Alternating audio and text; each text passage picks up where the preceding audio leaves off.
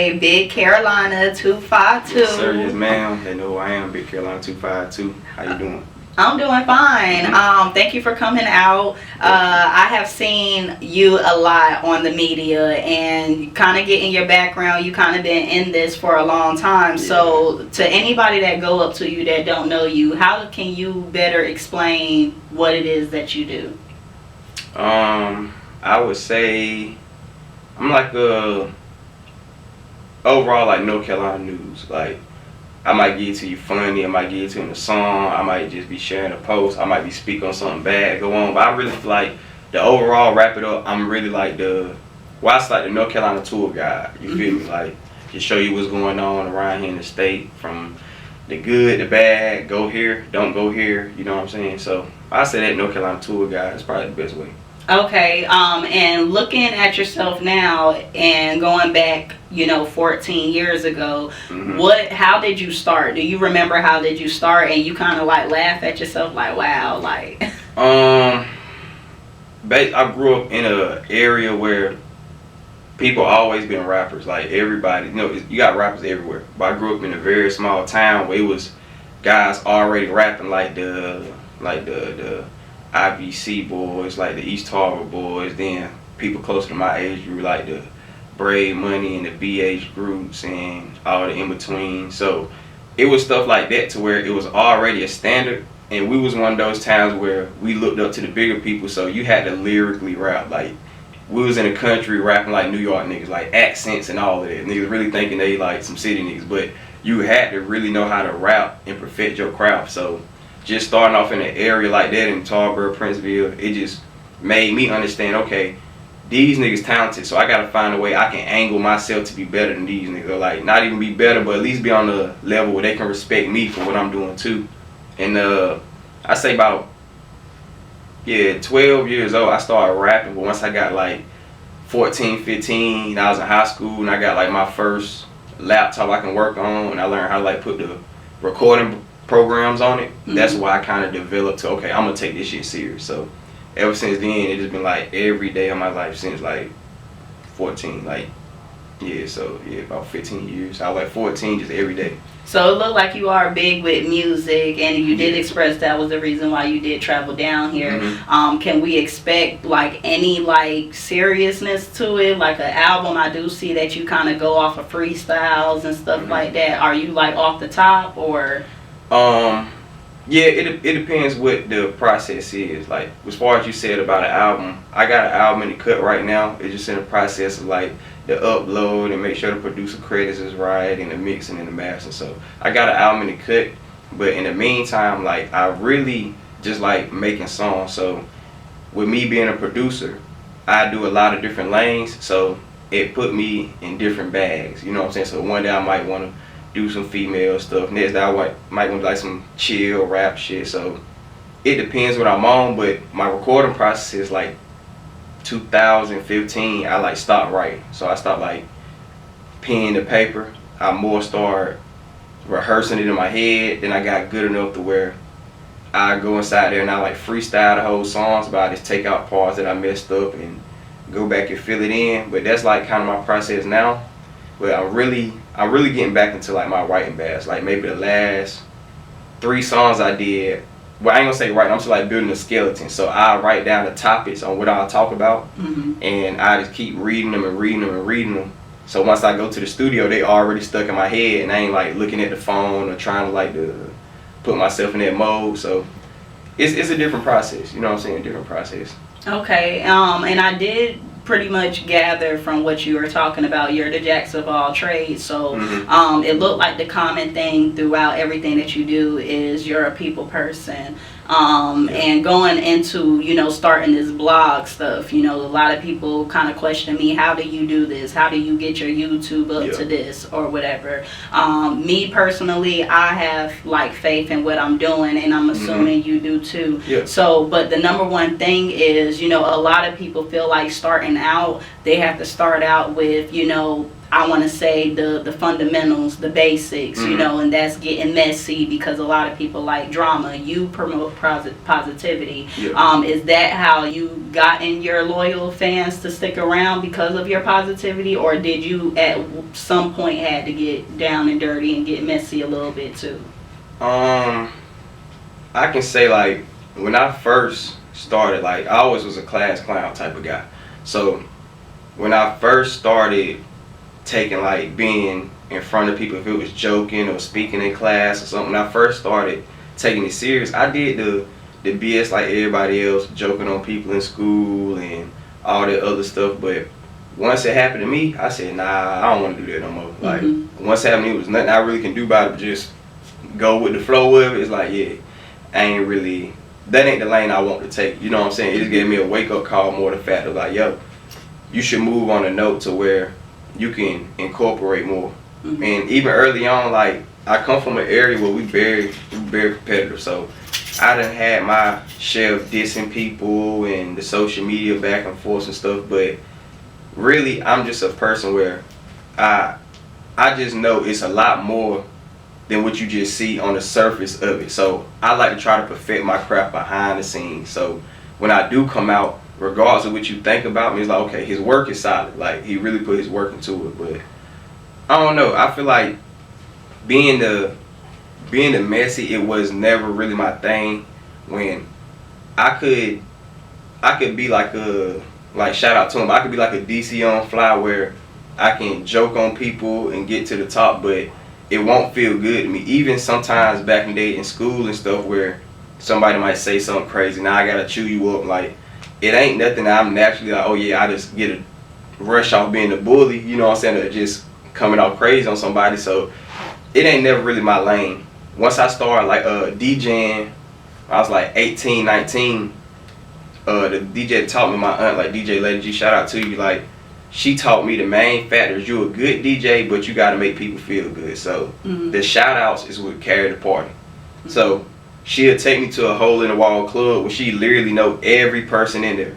And she'll show me like, you see how it's empty and ain't nobody moving right now? Oh, shout out to Teresa, shout out to Jesse, shout out to Marco, shout out to Kenry, shout out to the next thing of everybody getting up because she done gave you that importance of, look, I'm shining in front of the whole club. They done put the spotlight on me. So once I kind of learned how to put that in my content, everywhere that I rock with, I wanted to rock with, I wanted to be a presence of, it was like, let me show them some love.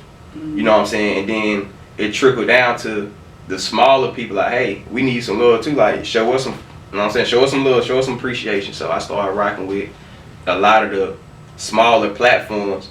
And those are the ones that's gonna like stretch their arms a little more to be with you and work with you versus the ones that feel like, oh, well, I deserved it. I deserve him to look up to me. You know what I'm saying? It's kind of like if you got 100 positive comments and you got one not too good comment, that one gonna kind of stick out because it ain't so much of the normal. So when you used to people just shout out to this big person, shout out this person, it make you feel like you're supposed to have it. But when it's the smaller guys, they gonna show their appreciation, the arm and the leg higher, like, and especially when you putting them in places where the big people can easily see them. You know what I'm saying? So I ain't never really tried to be on no negative shit, and I done came off on people in negative ways and for the right reasons. So maybe like last month when JT from the City Girls, when she was like coming crazy at North Carolina about a show that happened in Fayetteville, I spoke out on it and I came crazy. I ain't gonna lie, I was really on her head. And the video hit like 50K in maybe like 2 hours on Instagram, so I know it was definitely about to go viral. But once I like fresh off the wake up, I ain't got time to filter my feelings. Like, you know, if somebody wake you up some bullshit, you gonna say just like that. Versus I done had time, I'ma wait, I can think a little clearer. So when I seen it fresh off the wake up, I'm like, nah, and that ain't no excuse, but you know what I'm saying, like that's what definitely caught me. So once I did it and I'm sitting still and once I smoked the blunt, I was like, man, I don't even care about this shit. And she instantly DM'd me like, yo, had like a little back and forth like, yo, are you getting booked in your state and boom, boom, boom, and this and that. So we talking, I'm talking business with her like, what you did wasn't right either, you know what I'm saying? Like, I know she like, you a man, you ain't had to do that. And I'm like, you right, and I take responsibility for that. 'Cause I definitely stepped out of character. But what was it that you said? I'm interested. A lot. I hit her with like 8-9 jokes, like some hard shit, like some hard shit. So once I smoked, I went back like, bro, yeah, you did too much. Like, was you morally coming at her with her personality since no, at I that was time? I was just joking on how she looked and what she dressed. I don't do all of that. I don't do all anything that's like real personal. I don't take it there. Like, I don't take it there. But as far as like what I physically can see about, because that's what she was doing. She ain't say like, oh, y'all some insecure ass. We need everything. Fucking state that won't, like, she ain't come off. She just said like, y'all club don't look right. Y'all tacky. Y'all can't dress. That's somewhat what she said. So it was like, all right, let me go ahead and fire ass. Yeah, let me get on you right fast. Yeah, like she wearing that jacket. Yeah, that's what it was. Yeah, that's what it was. I was like, there. And she made you put your camera down or touch your camera, right? Yeah, I was everywhere. Everybody keep tagging me. I'm glad he here because that was literally the reason. I'm glad you here. Yeah. The reason I said something, I seen her put your camera down. Yeah, like, everybody keep tagging me under there too. The dress and shit was cool, and that's why I'm gonna speak on something else. But talking about the clothes and shit, that's cool. Right. But I know this man. Like, I done worked with this man before. Yeah. I know how he moved. So you making this man put his camera down when you can't. And if I was there, But so you know what I'm saying? That was kind of one of the reasons why I really spoke out, and I told everybody like, yo, I know the cameraman personally. Like, she ain't had to do that. Yeah. But my thing be, everybody else got a voice just like me. Why every time I be the one to speak up, it be the people here that got something bad to say about it? It's like y'all kind of proving these people right. Y'all a country state that ain't gonna do nothing but let us come collect some money and leave. So I'm a person, no, I might not have no killer sitting at your front door. I might not try to extort you, snatch a chain, but I'm gonna make my voice heard so you can feel like, nah, you can't just be running over us and feel like we just an easy money. Yeah. But once we talked about that, I feel like it was an understanding, and she was like, yo, I feel you, like, good luck in your career. I told her the same thing. I was like, likewise, and once again, I apologize. But I told her, like, I apologize to you as a woman versus, like, a city girl. That's why I told her, as far as you being a woman, I apologize because I could have definitely hurt your feelings. But on the flip side of it, it's more the fact of how often we gonna let these rich people come down here, disrespect us, like, collect the money that you don't know if this promoter had to sell drugs, you don't know if this promoter had to pimp, you don't know if he had to steal from his family, you don't know what he had to do, you don't know if these people worked all week and they spent their check to come see you. You don't know none of that, and y'all be acting like y'all just so entitled when I ain't saying go out here and jump in the crowd and all that other shit, but customer service will take you a long way. Like, so that'd be my only thing. We need better customer service from these people, the same way how we get online and we'll say, oh, the Bojangles or the Popeyes on so-and-so street, y'all need to close that shit down. Y'all advise them rich people that come here, y'all need to do the same thing to them. Stop sparing them, hoping like, well, if I talk good about them, they gonna give me an opportunity. That's just like I said, you can be that 100 comments of positivity, but they gonna see that one that don't agree with them. So if you just always trying to dick ride and make them feel like what they doing is justified, why would they change their ways? But I feel like the people that come down here and they get those reality checks, they either stop coming because they still stuck in their ways and like, fuck North Carolina, or they come correct the next time they come because, like, you know what, maybe I was tripping. So I don't know, that's just why I look at it. When it comes to anything to do with like bullying and stuff, I don't try to do it. Like, I ain't trying to bully nobody. So just to take a spin off from my cards here, I see Ari Fletcher is like another one that a lot of people, you know, be like, well, we made her famous and she be talking down and belittling people, calling everybody broke. I'm living the lifestyle that y'all girls wish I could, you know, live, and, you know, all of this. And she started from backdooring from the club, you know, collecting her funds and leaving. But I never heard of an instance where she came to the Carolinas disrespectful. Do you feel like, you know, as big as she is, not saying she's bigger than JT or, you know, beneath her, do you feel like that's another one that's on the rise that's about to get, you know, put in their place as well? Because she kind of, I can't say because I never seen her say nothing negative. Like, me personally, I don't follow her or nothing like that, or on like follow her career path, so I never seen her say nothing negative. Every time I see her online, she either with her man, they buying shit, they balling out, she with the baby or she like just looking good. But I ain't into her enough to say because I never seen her do nothing outside the way. And then when she come to North Carolina, where she show us love from what I see, like she be standing on the tables in the club twerking, like she be having a good time. So I don't know, I can't say that. Me personally, I hope not. Yeah. If that is a problem that she's going through, I pray that like she get through it. But I also feel like too, we put a certain group of people in the light, and then we be mad when they show their true colors. When it's like, I love the city girl rap life. I love the make these niggas pay. I love that rap life. Like, I love it because the simple fact is art. We got room for everybody. It's females out here that niggas will pay money for. Just like you got rappers like Snoop Dogg that talk that pimp stuff, but it's dudes out here that females will pay. So I feel like it's good to let these girls get their expressions off. But the same way how when Snoop Dogg was going through his trials and his stuff going on, we accepted him and the stuff that was coming along with him. We got to do the same thing with these females. In the same way if Snoop Dogg ever said something that wasn't fully correct and the media speak out, do the same thing. Like, just with us being the people that pay these folks, we got to realize that we still in power.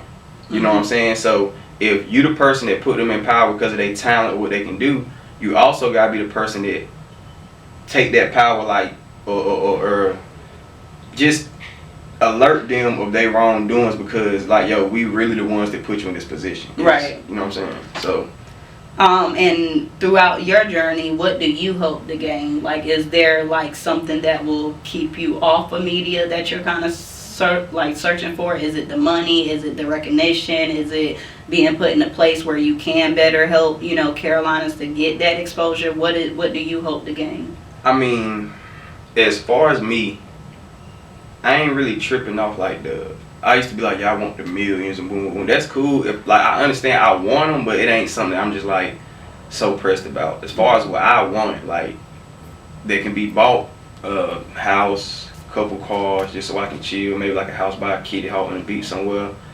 Peace, like, just be able to sit still one day and be like, man, like, I done, not the fact that I did it, but I'm doing it off the fact of how I want to do it. So that's really all I want. But as far as the state, as far as stuff like that, I really just want to be, how can I say, like, a lot of people don't respect death.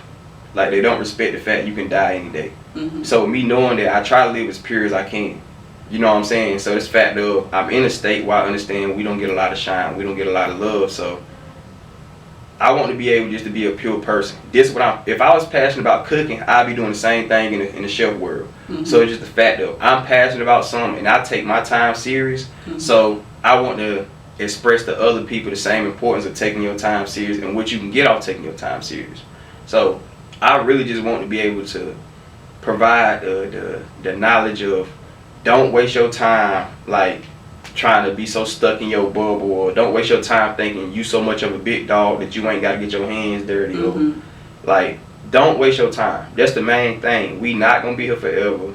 You can die at any moment, at any time. And once you realize that, you not gonna want to sleep all day. You ain't gonna want to party all the time. You ain't gonna want to go to the studio and just fuck off because you can. Like, you gonna want to look past your ego or look past your insecurities, like past your emotions. So I feel like that's the main thing I want to show. And everything we do, I feel like with us not being the main state that really got a big buzz, we move on emotion and ego versus like natural business.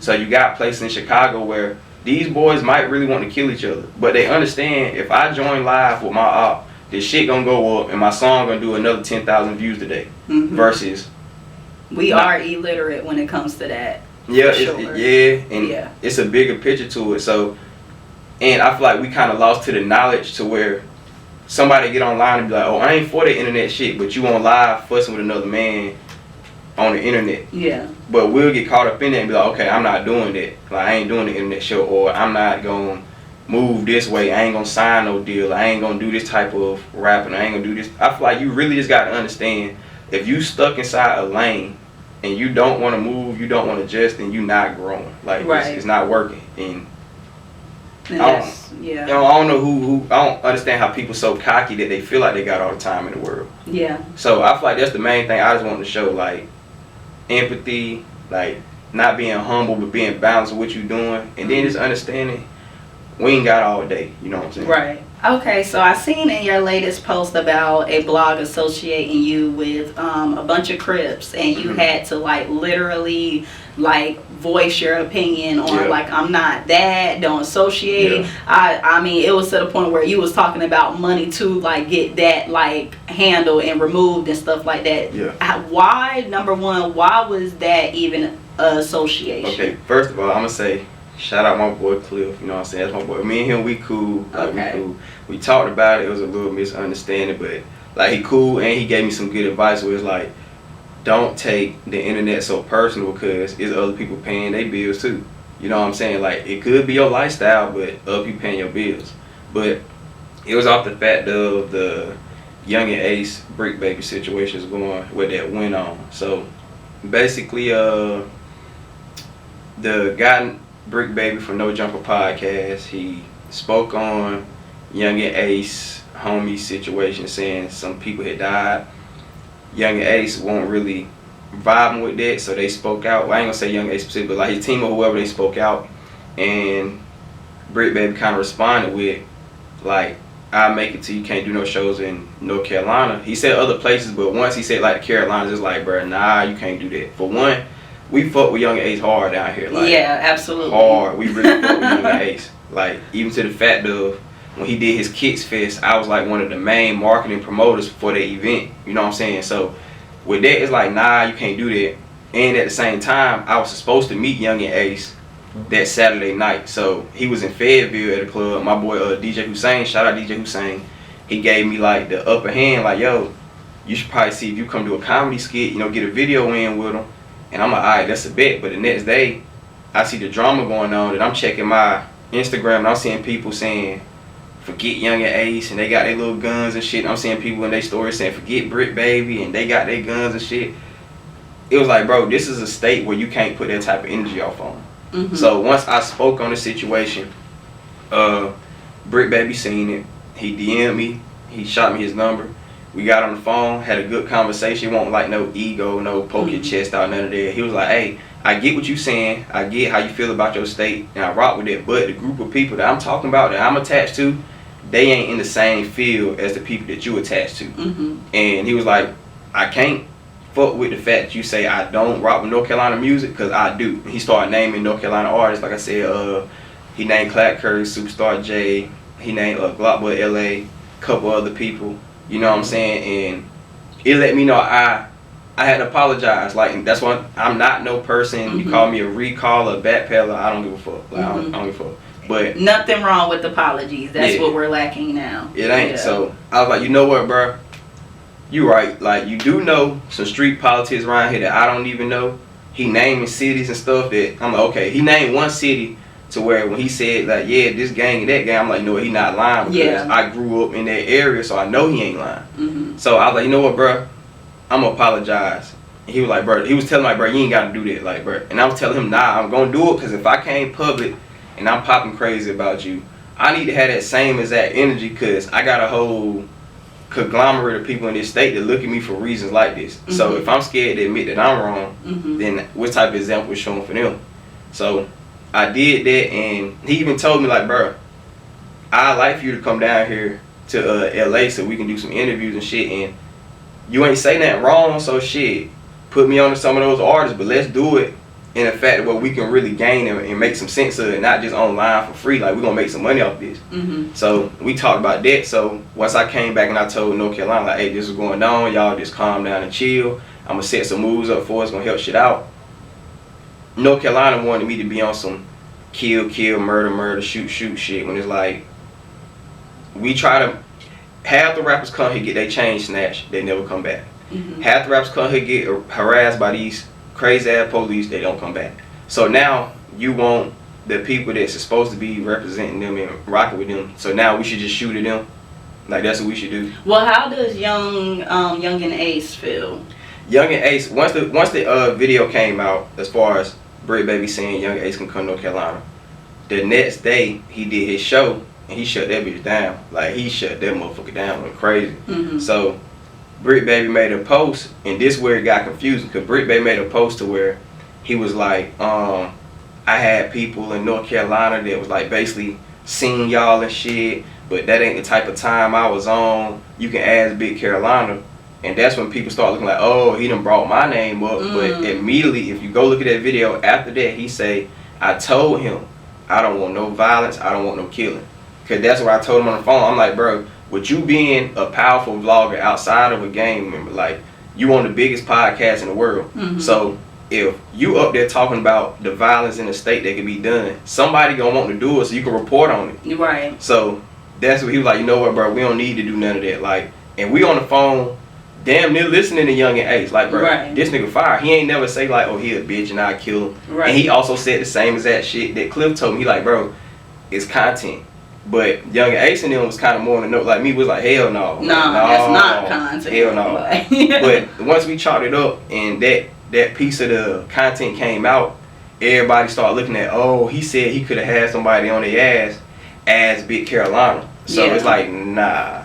And the people that knew me, they literally inboxed me laughing like, what the fuck? Like, so the blogs the next day, they online and they twisting their stories. And a lot of these guys, they try to be like DJ Academic. So it's like, let me take a situation that's supposed to be a gangster and let me hype it up. So now it's the big triple OG Crip gangster Big Carolina. And I wake up, because my DM, like, every day, even to this day, like right now, people just sending me shit, what's going on. So once I seen it, and I'm seeing other bloggers, they posted, they saying, oh, this is Brick Baby Muscle, and he was trying to backdoor Young and Ace and all this other shit. It's like, bro, first of all, that's not even what happened. Man, we done literally spent money, spent resources, promotion, all this shit to get Young Ace down here for shows. So it's like, that don't make sense. For two, think about it. If he's a real Crip gangster that's connected with Crip gangs all over the world, why the fuck would he tell a known TikToker to slide for him?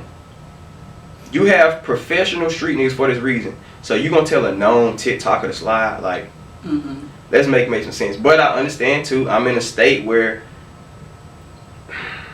people are slow to this type of lifestyle. Like, they slow. And it's not slow the fact of they dumb, it's slow the fact of the resources come here late. So to understand how this type of shit work out, you ain't gonna get it. Like, a lot of these people, like, what people don't realize, North Carolina is one of the main resources for media to get money at, because they understand we slow as fuck.